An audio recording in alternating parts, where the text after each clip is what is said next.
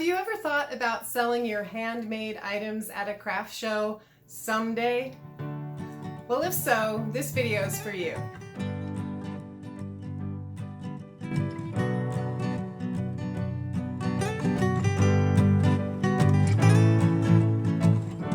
If you've seen some of my other videos, you know that we're undergoing a few changes here in the Upcycle Design Lab. And I've talked about wanting to grow my business as one of those changes. So I've decided to go ahead and do something that I've been thinking about for a long time. I'm going to apply for my first official craft show. In full disclosure, I have participated in some other craft shows, little pop-up things, and I've sold a few items here and there. And I have been to this craft show that I'm applying for with my sister several years ago when she was selling some of her stuff there. So I do have a little bit of familiarity with it, but I have never really applied for a craft show before. And so I wanted to take you kind of through that process. I'm doing it because of the idea that someday equals never. If the thing that you are saying someday, someday, someday, if it stays someday, then that really means never. And I realized that as far as my applying for this craft show. And of course the timing is a little chaotic for me, but because we're also moving, but I know that the timing will never be perfect. And so I think the time is now.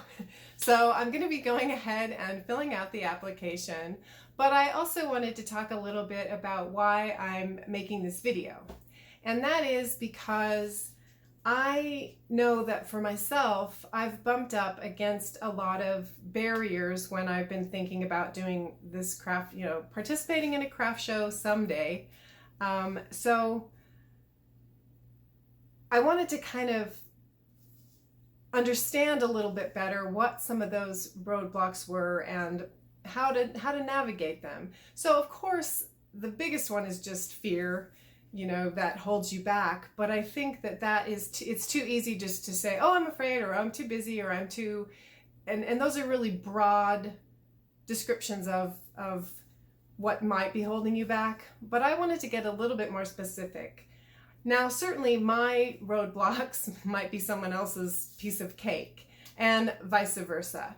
But my reason for making this video is that I wanted to take a really deep dive into some of the details of the application itself, some of the mental roadblocks that I bumped up against, just to break everything down into a really small bite-sized pieces. So my intention is not to dissuade anyone from applying if they're interested in doing it.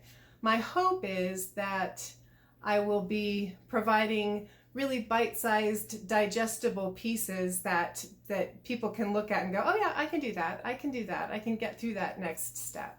So that's my intention. I'm hoping that this will be an entire series of videos, kind of from start all the way to finish and afterthoughts of the show. But I do have to be accepted into the show, so it could be a really short series, but it'll be a learning process either way, and I'm inviting you to join me on this journey. So the show that I'm applying for is called the Recycle Santa Fe Art Festival, and as the name would suggest, it is in Santa Fe, New Mexico. So I'm not only applying for this show, but I'm going to have to travel and have some place to stay as well.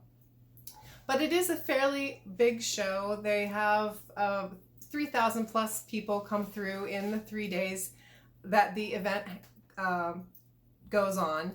And there, I think, are about 40 vendors there. So, and obviously, as the name would suggest, it's recycled materials specifically. So that is definitely my niche. And so that is why I chose this particular show to go to.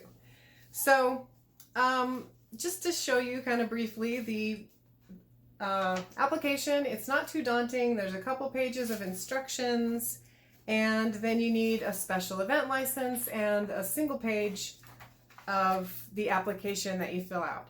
So you would think that that's pretty simple and straightforward, but I've already bumped up against my first roadblock. And I was able to kind of hurdle that because I really did recognize it as something that was gonna trip me up. And what it was is that this application needs a CRS number.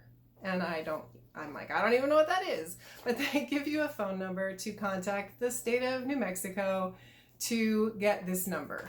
And what it is just sort of a business license number.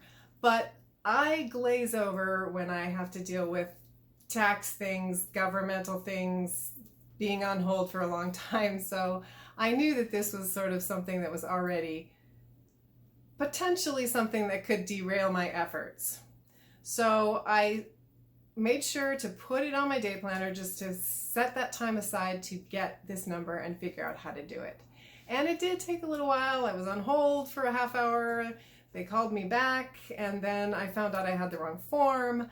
But by the end of the day, I was able to fill out some information online, and I came away with the CRS number. So while it was a little daunting, it was certainly something that I was able to complete, and now I've checked that box and I can go ahead and fill out the application. A couple more things about the Recycle Santa Fe Art Festival. It is in November, so it's a Christmas show, and so I think that's going to be a good thing as far as people kind of looking to shop, so I think the timing is good on that. And the application isn't due until September 24th, so I have a little bit of time to get everything together and make sure all my ducks are in a row. So I've been doing a little bit of research trying to figure out the best way to apply, how to get your applications accepted. So I've been reading a few articles, and I will link to some of those as well as some of these other things that I've talked about in the description box if you're interested in following any of those links. But I've kind of distilled down the advice that I've come across into 3 main things.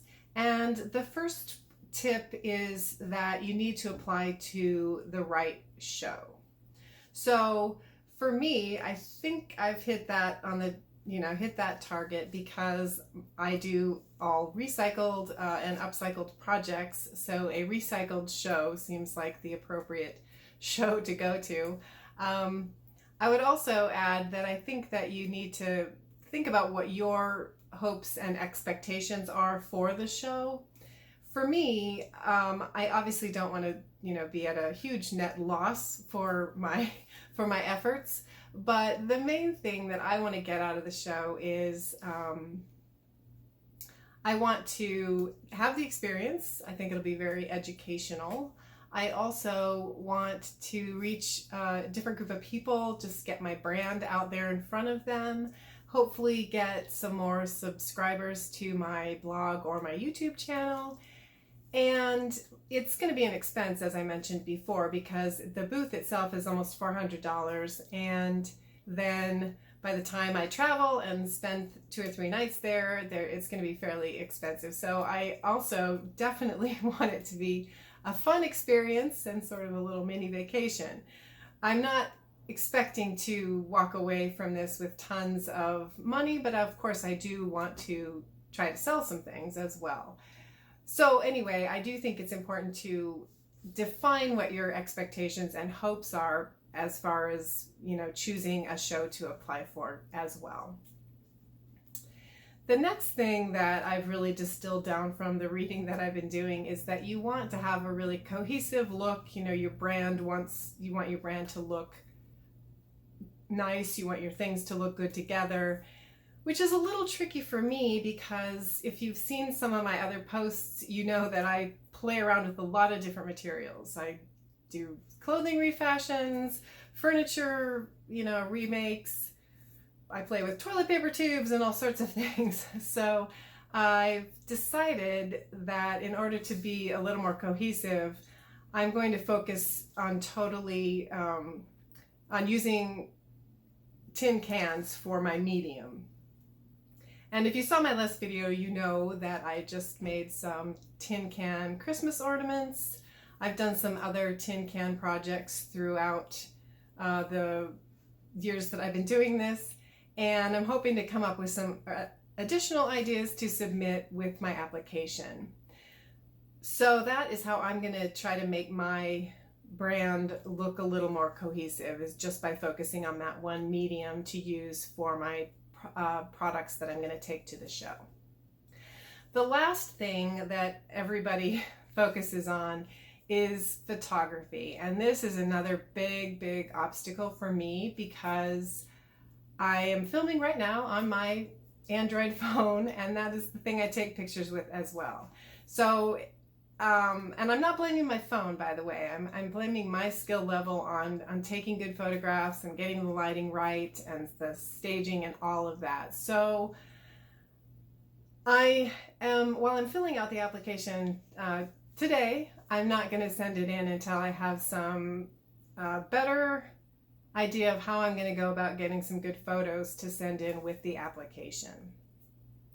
So I'll have to keep you posted on that, but I am just reiterating that in my research, that is an item that comes up with everybody's tips. They suggest that you make sure you have really professional, well done photos that really highlight your work if you really are interested in putting your best foot forward and getting accepted into a craft show. So my last thought here is kind of a note to self, because I may have to look back at this when I'm in panic mode. I want to remind myself that I'm doing this because I think it will be fun and I want to make it fun. So hopefully I will get into the show and this will be a longer series. If it is, I'm sure there will be moments when I'm pulling my hair out and wondering what I've done. But I want to remember that the whole point of doing this is to do something new and fun and exciting. So anyway, I hope that you enjoyed this video. If you're thinking about doing something like this yourself, I would encourage you just to go ahead and give it a try and remind yourself that the reason you're doing it is for the experience, but also for the pure enjoyment of it. So thanks again for watching. Please like and subscribe, and I hope to see you back here soon in the lab.